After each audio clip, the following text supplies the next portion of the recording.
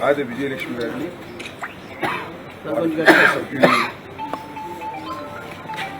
పలకరించాల్సిన పరిస్థితి రావడం చాలా బాధాకరం. గాది సాయికృష్ణ మీ అందరికీ తెలుసు. ఇవాళ రాష్ట్రంలోనే కాదు దేశవ్యాప్తంగా చర్చ జరుగుతున్నటువంటి ఒక దుర్ఘటన.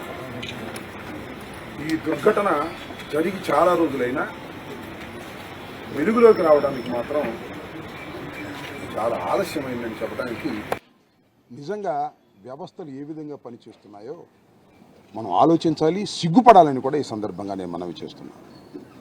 ఇంతకుముందు మేమందరం కూడా వారి కుటుంబ సభ్యులతో మాట్లాడాం, కానీ ఇంత కీన్గా మాట్లాడటం కుదరలేదు. ఇవాళ పర్సనల్గా రావటం, విజయలక్ష్మి గారి కుటుంబ సభ్యులందరినీ కూడా, నాగేశ్వరరావుని కానీ లేకపోతే నవరంగన్ కానీ, వారి విజయలక్ష్మి గారి చెల్లెలైనటువంటి హైకోర్టు న్యాయవాది దుర్గతో కానీ అన్ని విషయాలు తెలుసుకున్న తర్వాత గుండెలు పగిలిపోయే నిజాలు బయటకు వచ్చాయని సందర్భంగా నేను చెప్తున్నా.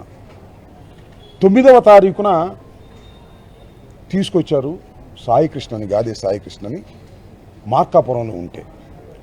ఎలా తీసుకురాగలిగారంటే విజయలక్ష్మి గారి దగ్గర ఉన్నటువంటి ఫోన్ని సిఐ గారు పంపించి లాక్కొచ్చారు.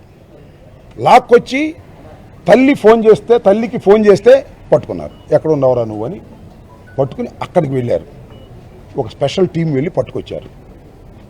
మరి ఏమనుకున్నారో, కసబ్ అనుకున్నారో మరి ఏమనుకున్నారో తెలీదు. పట్టుకొచ్చారు. పట్టుకొచ్చిన సంగతి అందరికీ తెలుసు. 9వ తారీఖు నుంచి 2వ తారీఖు వరకు చెయ్యని ప్రయత్నం లేదు. అతన్ని బయటకు తీసుకురావాలని ప్రాధేయపడ్డారు. పోలీస్ స్టేషన్కి వెళ్ళి సిఐని ప్రాధేయపడ్డారు. అదిగో పైన ఉన్నాడు, కింద ఉన్నాడు అనే మాటలు మాట్లాడుతున్నారు. ఇతనితో పాటు అనేక మంది నేరస్తులుగా ఉన్న వాళ్ళు పైన ఉన్నారు. పైన కేకలు వినిపిస్తున్నాయి వీళ్ళందరికీ కూడా. విజయలక్ష్మి గారి చెల్లెలైనటువంటి దుర్గ ఒక న్యాయవాదిగా వెళ్ళి అడిగింది. ఇదిగో అదిగో అన్నారు. ఏమండి చంపేస్తా అన్నారంట కదా అంటే, ఏదో ఎగతాళికి అంటాంలే, నిజంగానే చంపేస్తామా అని కూడా సమాధానం చెప్పారు. ఆ తర్వాత న్యాయవాద వృత్తిలో ఉన్నటువంటి దుర్గ ఆ చనిపోయినటువంటి సాయికృష్ణ పిన్ని గారు డీజీపీ గారికి ఒక కంప్లైంట్ ఇచ్చారు.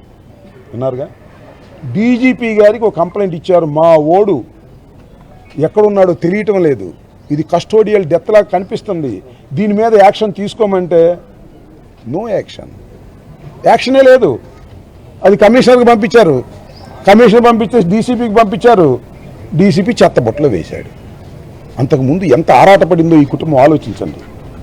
ఏదో ఒక విధంగా బయటికి తీసుకురావాలి, మా వాడు ఎక్కడ ఉన్నాడో తెలుసుకోవాలనే ఉద్దేశంతో తిరిగారు, పోలీస్ స్టేషన్కి తిరిగారు. చివరికి డీజీపీ ఆఫీస్కి కంప్లైంట్ చేశారు. పోలీసులు బతికినాడారు. కాళ్ళు గడ్డలు పట్టుకుంది విజయలక్ష్మి గారు వెళ్ళి, కానీ సమాధానం లేదు. ఆ నోటా విన్నారు. ఎవరితో? ఇతనితో పాటు తన్నులు తిన్న వాళ్ళు బయటకు వచ్చారు. వాళ్ళని అడిగితే మీ ఊరిని చంపేశారని చెప్పారు, కాల్చేశారని చెప్పారు. అక్కడి నుంచి ఇన్వెస్టిగేషన్ చేశారు. వీళ్ళు కొన్నటువంటి ప్రజలతో, ఆ పోలీస్ స్టేషన్లో ఉన్నటువంటి కానిస్టేబుల్స్తో వాళ్ళు వాస్తవాలు చెప్పారు. మీ ఊరిని చంపేశారు, బూడి చేసేశారు, కలిపేశారు, ఎక్కడో మీ ఊడి ఇక లేడు అని చెప్పారు. అప్పుడు గుండె పగిలిందని మనవి చేస్తున్నాం. ఆ తర్వాత 2వ తారీఖున హెబియస్ కార్పస్ ఫైల్ చేశారు విజయలక్ష్మి గారు. అంతకుముందు కొన్ని విషయాలు జరిగాయి, అది కూడా బాధాకరం. హ్యూమన్ రైట్స్ కమిషన్ దగ్గరికి వెళ్ళారు. హ్యూమన్ రైట్స్ ఎడ్యుకేషన్లో ఉన్న వాళ్ళ దగ్గరికి. అక్కడికి వెళ్తే ఒక వర్గం, ఏది పోలీసులకు అనుకూలమైన వర్గం, దాన్ని జరగకుండా చేయడానికి ప్రయత్నం చేశారు.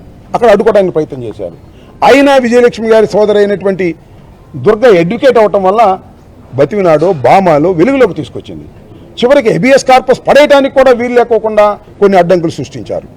అయినా సరే ఎవరినో బతివినాడుకొని హైకోర్టులో హెబియస్ కార్పస్ ఫైల్ చేస్తే 2వ తారీఖున 4వ తారీఖు విచారణకు వచ్చింది.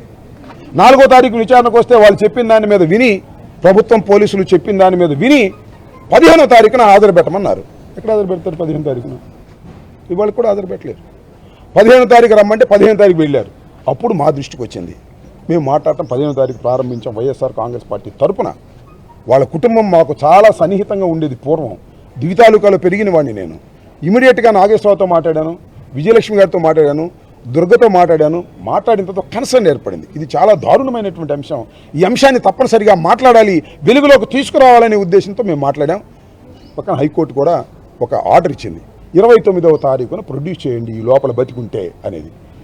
ఒక చిన్న డైలాగు ఎంతగా ఇబ్బంది పెడుతుందంటే, విజయలక్ష్మి గారు మాట్లాడుతున్న మాట, అయ్యా చచ్చిపోతే డెడ్ బాడీని ఇవ్వండి, కాల్ చేస్తే బూడిదివ్వండి, అదైనా 4 చోట్ల కలుపుకుంటామనే మాట మాట్లాడుతున్నప్పుడు ఎవరికైనా గుండె తరగదా అని అడుగుతున్నా. అదేమంటే అతను రౌడీ అంట, గ్యాంగ్స్టార్ అంట, పెద్ద క్రిమినల్ సామ్రాజ్యం ఉందంట, పిచ్చి పిచ్చి మాటలు మాట్లాడుతున్నారు. అఫ్ కోర్స్ అతను 2-3 కేసుల్లో ముద్దాయి కావచ్చు. నిజంగా అంత క్రిమినల్ బ్యాక్గ్రౌండ్ నుండి అంత డాన్ ఉంటే ఆ అమ్మాయి గుడిసెలో ఉండాల్సిన అవసరం ఏంటి? 500 అడుక్కోవాల్సిన అవసరం ఏంటి? అన్నదమ్ములు 500 ఇస్తే 200 అట్టి పెట్టుకుని 300 పంపించాల్సిన అవసరం ఏంటి? ఇవాళ ఒక మీడియా సెక్షన్ దుర్మార్గంగా అతని మీద ట్రోల్ చేస్తూ ఉంది. ఎస్, కొన్ని కేసుల్లో ఉన్నాడు, క్రిమినల్ నేచర్ ఉందనుకుందాం, చంపేస్తారా? కసబ్ గుర్తుందిగా మీకు, పాకిస్తాన్ నుంచి మన మీద దాడి చేశాడు. కసబ్ను కూడా ఉరితీసే ముందు విచారణ జరిపినటువంటి భారతదేశం ఇది. భారత రాజ్యాంగం చెబుతుంది. ఏ భారత రాజ్యాంగానికి ఈ ప్రభుత్వం వ్యతిరేకమా? సిఐ భారత రాజ్యాంగాన్ని కాదంటాడా? చెప్పని అడుగుతా ఉన్నా. నేను ఇక్కడ ఒక వాస్తవాన్ని చెప్పదలుచుకున్నా.